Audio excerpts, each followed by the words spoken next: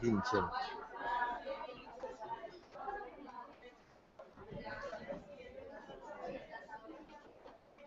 Ben, pasamos entón, temos un tempiño para o debate. Rogo que, igual que a mañá, quen pida a palabra, que levante a mão, se lle dará o micro, que se identifique para sabermos todos quen fala, faga as preguntas, comentarios, suxerencias, o que estime pertinente. Como decía outro, menos insultos, admítese de todo.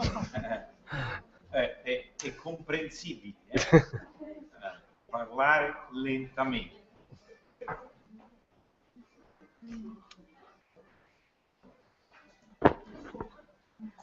Ben, a tarde pode ser pesada, pero seguro que hai temas que nos poden preocupar a moitos, non? Ou a todos. Eu, un pouco por abrir fogo, unha das cuestións que nos últimos anos, polo menos, que eu detectei no noso ámbito, no ámbito galego, hai algúns anos, incluso, non vou dicir a contraposición, pero sí a distinción que se pretendía facer ou que se pretende facer en algúns ámbitos entre patrimonio material e patrimonio inmaterial, non? Eu creo que o que levamos hoxe oído en todo o día, eu creo que está claro que non podemos facer esa distinción que se pode facer a efectos a mellor administrativos ou de digamos, de encapsulamento para traballar, pero evidentemente non para de xeito conceptual ou para entender e moito menos para traballar de cara á comunidade, non? Aquí hai expertos antropólogos, museólogos en antropoloxía, en antropoloxía, todas esas ramas que nos poden ilustrar sobre este punto, pero digo isto porque aínda moitas veces en medios ou, bueno, en ámbitos mediáticos, pois parecen querer contrapoñer estes dous aspectos do patrimonio, non? O material ou inmaterial, non? En cambio, non contrapoñen, casi nunca, o que é o patrimonio real, que nos entendemos como que é o patrimonio e o patrimonio virtual, é dicir, as novas tecnoloxías. Entón, hai un totum revolutum, se confunde o virtual co real, se dá moitas veces, eso todos o sabemos, máis importancia ao virtual e ao tecnolóxico que realmente a herdanza patrimonial, e iso pode ser un problema, ao meu modo de ver, vostedes dirán.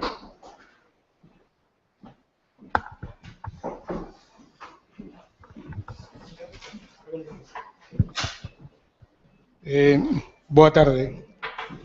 Xosé Carlos Sierra, Museo Etnolóxico en Ribadavia.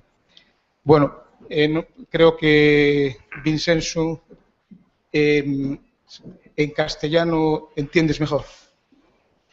Sí. Bueno. Vamos a ver. De todas las cuestiones que has planteado, a mí me interesaría, digamos, que comentaras un poco más lo que supone como experiencia, como fórmula de musealización, el caso del Quai Branly en París, en el sentido de lo que tú avanzabas, conforme, de manera que lo que se ha desarrollado en la musealización del Quai Branly, de alguna manera elimina, por una parte, la competencia antropológica en el planteamiento del museo y de la otra separa, desviste, aparta el contexto sociocultural de origen de los fondos y colecciones en beneficio de la presentación de la pieza del objeto como una pieza ya no etnográfica o antropológica, sino como una pieza artística. Entonces, esta tendencia, que no solamente está desarrollando en Europa el caso del Quai Branly, sino que muchos otros museos, de los grandes museos postcoloniales europeos, por ejemplo, el Tropenmuseum de Ámsterdam, en el cual se plantea que su reconversión en museo de arte, con la intención confesada de destacar la individualidad del creador frente al anonimato de la sociedad que produce un bien cultural. Entonces, me gustaría un pequeño desarrollo de esta cuestione. Ringrazio Carlos Serra perché, diciamo così, credo abbia chiarito bene diciamo, quello che è considerato dalla comunità degli antropologi un problema. Vi è un fronteggiamento tra arte e antropologia, e l'antropologia sta diciamo un po' arretrando in alcuni musei, laddove diciamo, la prospettiva artistica sta guadagnando i musei etnografici. Facciamo un momentino, cerchiamo di riflettere su un aspetto. I musei etnologici hanno un problema.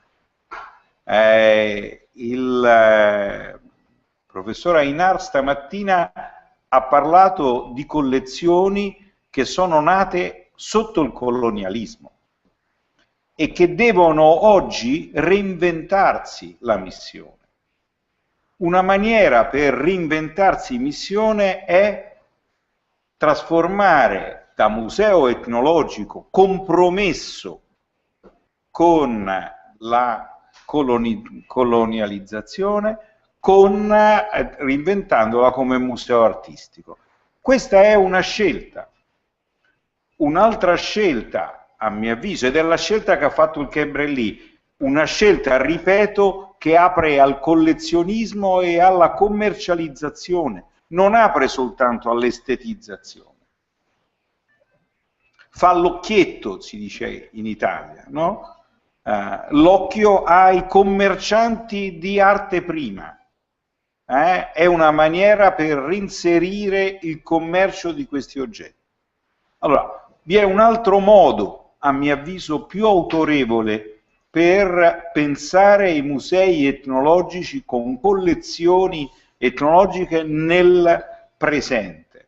È quello di chiedere alle comunità della diaspora, si intende? Comunità di immigrati, associazioni delle migrazioni che nascono nelle comunità di emigrazione, di leggere questi oggetti che sono stati il prodotto di una rapina e di una, diciamo, dell'impero coloniale.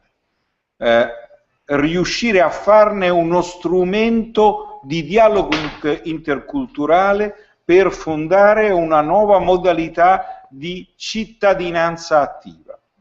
Questo è il museo contemporaneo di etnologia. Gli oggetti di questo museo, per esempio un museo come il Pigorini, sono oggetti che sono tracce della storia della colonizzazione e della ricerca scientifica.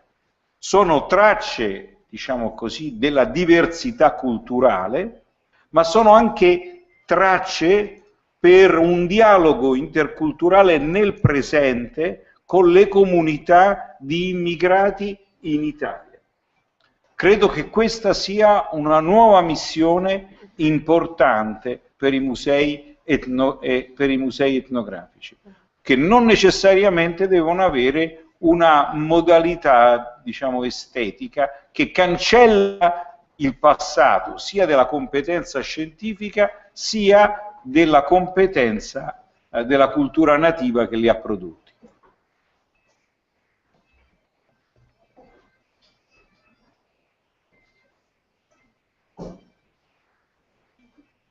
No hay nada más, si tiene que ver.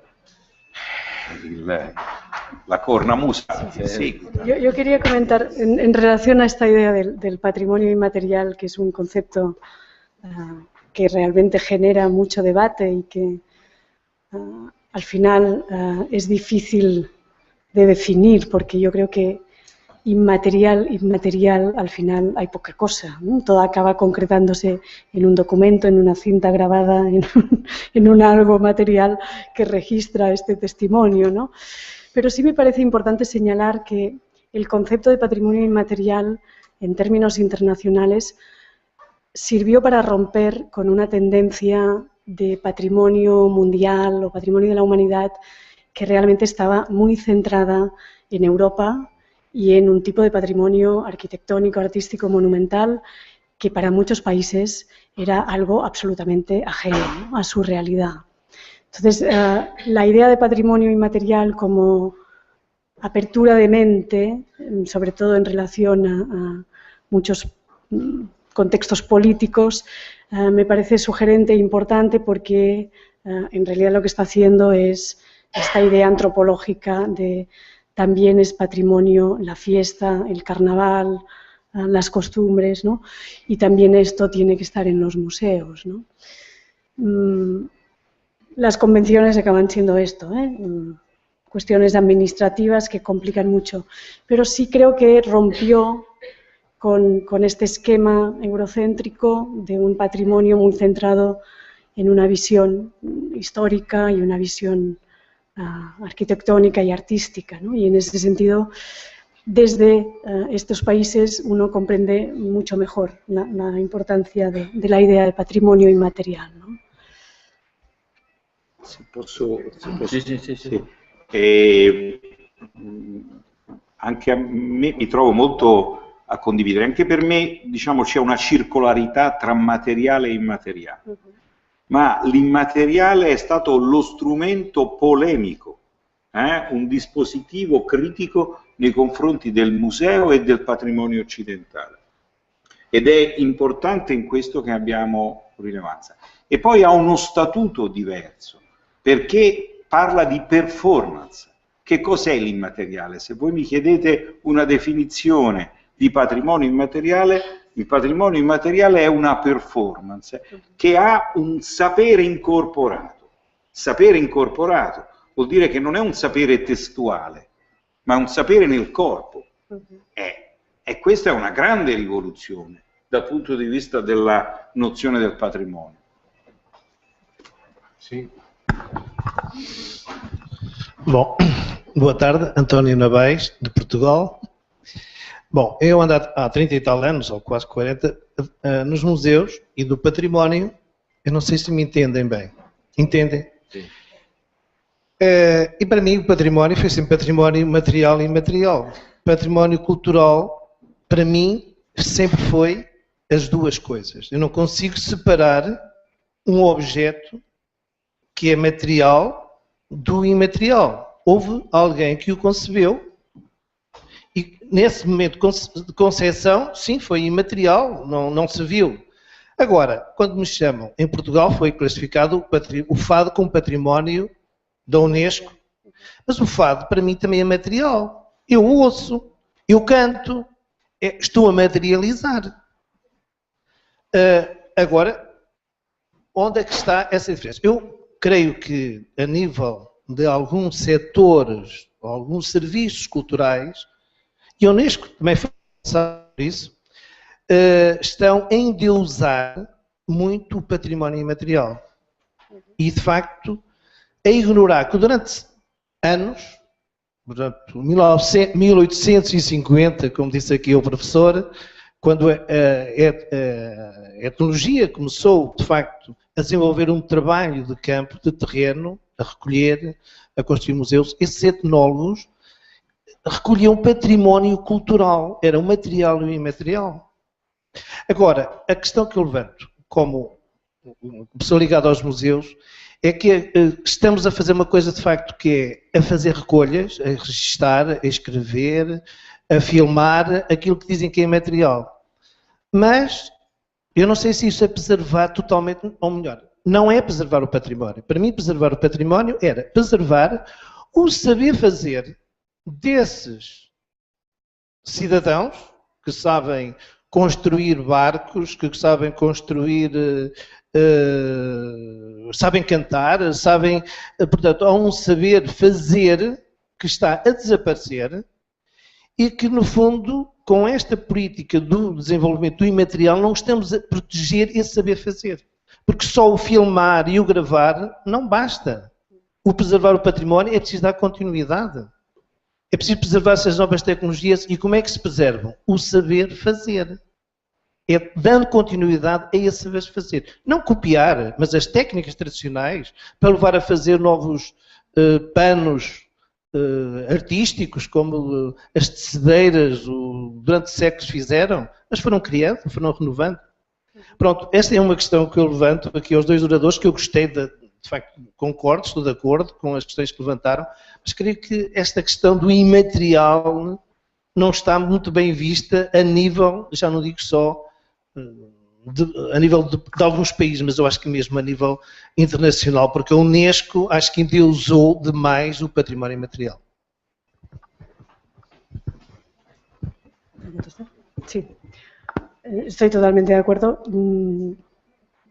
El patrimonio inmaterial, en realidad, yo creo que ha quedado, el concepto en sí, ha quedado como superado, si me permiten la expresión, por esta última convención, que es de la diversidad de expresiones culturales, que es una convención que no viene de patrimonio, que viene de cultura, de industrias culturales y creativas, pero que está demostrando que desde esta concepción de diversidad de expresiones encontramos un punto que unifica todas estas nociones que se habían ido derivando, que el conflicto ya estaba en el vínculo entre patrimonio cultural y patrimonio natural. Allí también había una discusión eterna. ¿Existe realmente un paisaje natural que no haya sido humanizado? Hay algunos, pero muy pocos, pero en realidad la idea de paisaje natural también, o de patrimonio natural, también tenía muchas críticas en ese sentido, ¿no? ¿Cómo podemos hablar de un paisaje sin hablar de cultura, ¿no? Sin hablar del acto del hombre en este paisaje? O sea que siempre ha habido conflictos en estas definiciones de patrimonio, pero yo creo que la idea de diversidad hoy y de expresión cultural permite superar muchos de estos debates y al final está diciendo lo mismo que decíamos ahora, que es cómo proteger en definitiva el conocimiento, los saberes. Y cómo protegerlos y darles continuidad, porque esto me parece fundamental, es decir, no solo de una forma estática y pesebrista, sino que es que realmente esto es la base de la creatividad y la innovación. Es decir, si no hay este conocimiento de estos saberes, no podemos generar contemporaneidad. Y ahí creo que está el gran reto. Desvincular la idea de patrimonio de la idea de protección. Porque parece como si siguiéramos en el estereotipo de lo estático, lo pesebrista, ¿no? Lo turístico, parque temático, que no tiene vida. Y le estamos negando su principal función, que es la de conocimiento, para generar innovazione. E dare nuove occasioni, l'idea di salvaguardia non è l'idea di conservazione, è proprio opposto. Nell'idea, nei beni immateriali, nel patrimonio immateriale, intangible heritage, è immaginato la salvaguardia, che vuol dire dare nuove occasioni di performance, perché il saper fare possa riprodursi e, diciamo, innovarsi con creatività culturale. Eu teño me parece a min, hai unha cuestión nesto dos pactos e as convencións, os convenios internacionais coa UNESCO ou con outros organismos, me dá a impresión de que os estados, polo menos o Estado español, como diría un chaval, pasa ampliamente, non? Porque vemos a carta de non sei onde, a carta do patrimonio subacuático, a carta do... te facía referencia aos recortes culturales, non? Os recortes en cultura, non? A mí me dá a impresión de que eso está ben para os foros nos que nos movemos nós, quedamos tan moi anchos con estes convenios e estes pactos que firma o Estado, este caso o Estado español ou calquer outro Estado coa UNESCO, pero despois na práctica opera pouco. O sea, si fora un asunto económico ou se fora un asunto na Constitución, pois unha chamada de Berlín a Madrid arregla todo. Pero unha cousa desas Berlín nunca chamará. O sea, para isto do patrimonio Berlín nunca chamará. nunca collerá o teléfono para que alguén lle dé unha explicación de que pasa co patrimonio, co cumplimento de tal convención ou de tal pacto que firmaron coa UNESCO. Ese, para min, é un problema. Sí, aunque es importante, esto es así con las convenciones de patrimonio, pero es distinto con la Convención de la Diversidad. ¿Por qué? Porque la Convención de la Diversidad tiene detrás un fondo económico importantísimo. Sí, los estados, porque es protección de la producción cultural, es decir, seamos realistas, estamos hablando de mercado, estamos hablando de temas económicos. Entonces, hay un fondo para la diversidad cultural donde hay bastante dinero y donde los estados, digamos, pueden presentar candidaturas y propuestas. Estas candidaturas y propuestas no vienen del Estado, vienen de los museos, de las comunidades, vienen de las iniciativas. Entonces, ahí la cosa cambia un poco, porque con la Convención de la Diversidad hay un compromiso no solo en términos de declaración de intenciones, sino un compromiso económico real. A nivel europeo exactamente igual, es decir, Europa está apostando por la economía cultural y creativa y Europa está apostando porque esta diversidad de expresiones culturales realmente sea la base de todo lo que son los nuevos emprendimientos y los nuevos empleos y las nuevas estrategias de creación de riqueza. Y en ese sentido creo que es una oportunidad que hasta ahora, es verdad, no había sido nunca así, pero ahora sí estamos hablando de impacto económico, para lo bueno y para lo malo, ¿no? Pero con el que hay que saber jugar desde la sociedad y desde las instituciones. En ese sentido, en Alemania, la Coalición para la Diversidad de las Expresiones Culturales es una coalición independiente del gobierno que lo que está haciendo es vincular las iniciativas sociales y ciudadanas y apretar, o sea, realmente funcionar como un pool de presión al gobierno para que se respete y para que se distribuyan bien los recursos que existen, y son muchos, en relación a esta diversidad. Hay fondos y son fondos importantes en este caso. Finora credo che, per riprendere il discorso che hanno fatto i colleghi questa mattina, l'UNESCO in molti luoghi è una grande illusione, come anche il turismo. È una grande illusione di risorse economiche che verranno, di desarrollo, di sviluppo. Molto lentamente. Sì. Per questo servono gli antropologi, per fare ricerche critiche anche sulle grandi illusioni. Sí, sí. Sí, estoy de acuerdo. Lo que pasa que les voy a explicar una anécdota. En la cátedra UNESCO hacemos formación y siempre durante los cursos de formación visitamos la UNESCO en París. Y uno de los estudiantes, muy crítico, antropólogo, muy crítico con la UNESCO, como todos lo somos, cuando terminó la visita y salió, nos dijo: bueno, esto de la UNESCO es un mastodonte increíble de burocracia y tal. Dice, pero si no existiera, habría que inventarlo, porque realmente la idea, la ilusión, la necesitamos, ¿no? Y, bueno, con todas las críticas. Prudencia. Sí. No. No, digo que ya me acaba de plantear o tema de que o da diversidade cultural que non ten connotacións económicas hasta certo punto, porque o vencello entre o concepto de diversidade cultural e o concepto de biodiversidade, sumado e conectado co tema dos dereitos dos povos indígenas, iso ten un enorme impacto sobre as industrias farmacéuticas e a patente dos xenéricos dos medicamentos. Sí. E aí está a gran batalla, ese tema. É dicir, que hai un tema moi polémico, porque evidentemente se xogan aí moitos cuartos, moita xente. É dicir, que en ese sentido non é inocente ese debate, non? É un debate moi perverso, non? O tema das paisaxes culturais e todo ese asunto, non? Sí.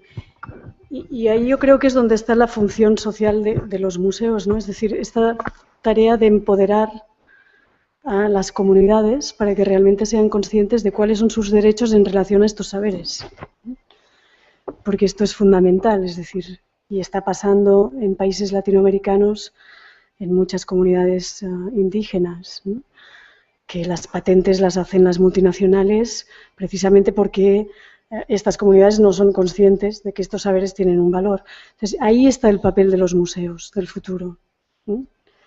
Y por eso yo lo ligaba mucho con esta función educativa y formativa. De feito, nas novas museoloxías hispanoamericanas, eses pequenos museos locais que están proliferando polos países andinos, por México e tal, están precisamente operando sobre esta concepción do patrimonio. Ese que de alguna forma recontextualiza o patrimonio de outra maneira, utilizando un pouco o concepto do profesor Padiglioni sobre o efecto Corniche, o efecto marco, é dicir, que a pertinencia das relaciones de mediación que contextualizan as cousas, evidentemente, en ese sentido, os museos poden, de alguma maneira, provocar unha importantísima, e o están a facer, reflexión sobre o tema do patrimonio como herdanza a todos os niveis, histórico, medioambiental, natural, das comunidades, en este caso, as comunidades indígenas de Latinoamérica. Y ahí, si me permiten, se abre una vía muy interesante de cooperación internacional, porque muchas de estas comunidades están demandando expertos en el campo de los museos y del patrimonio para que les ayuden en esto, ¿no?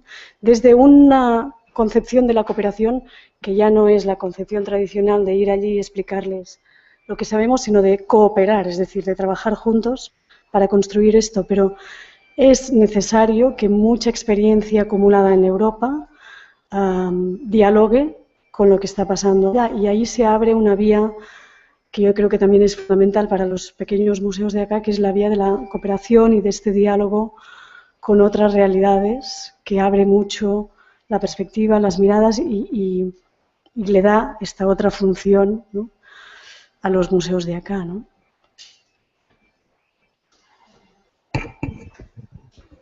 Alguna cuestión?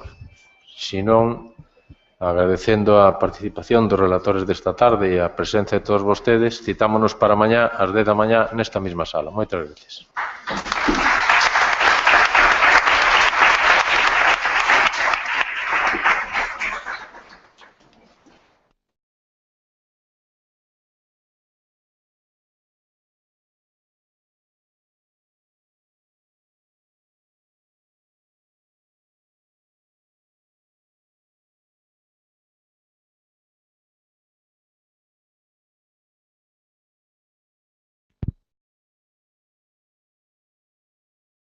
Que nos entendemos como que é o patrimonio e o patrimonio virtual, é dicir, as novas tecnoloxías. Entonces, hai un totum revolutum, se confunde o virtual co real, se dá moitas veces, eso todos o sabemos, máis importancia ao virtual e ao tecnolóxico que realmente a herdanza patrimonial, e iso pues, pode ser un problema, ao meu modo de ver, vostedes dirán.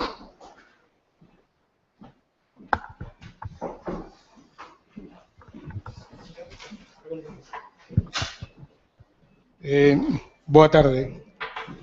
Xosé Carlos Sierra, Museo Etnolóxico en Ribadavia.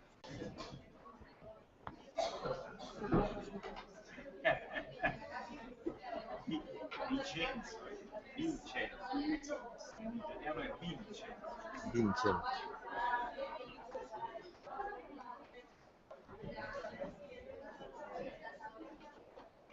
Ben, pasamos entón, temos un tempiño para o debate. Rogo que, igual que a mañá, quen pida a palabra, que levante a mão, se lle dará o micro, que se identifique para sabermos todos quen fala, faga as preguntas, comentarios, suxerencias, que estime pertinente. Como decía outro, menos insultos, admítese de todo. È comprensibile parlare lentamente.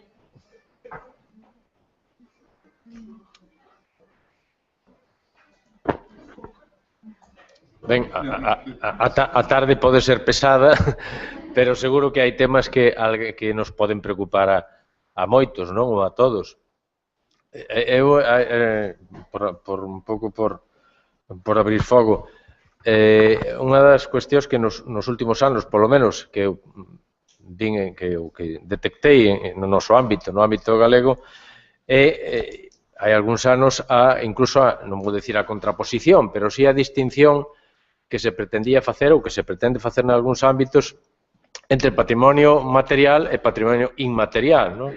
Eu creo que o que levamos hoxe oído en todo o día, eu creo que está claro que non podemos facer esa distinción que se pode facer a efectos a mellor administrativos ou de digamos, de encapsulamento para traballar, pero evidentemente non para de xeito conceptual ou para entender e moito menos para traballar de cara á comunidade, non? Aquí hai expertos antropólogos e museólogos en antropoloxía e etnoantropoloxía e todas esas ramas que nos poden ilustrar sobre este punto, pero digo isto porque aínda moitas veces en medios ou, bueno, en ámbitos mediáticos pois parecen querer contrapoñer estes dous aspectos do patrimonio, non? O material ou inmaterial, non? En cambio, non contrapoñen, casi nunca, o que é o patrimonio real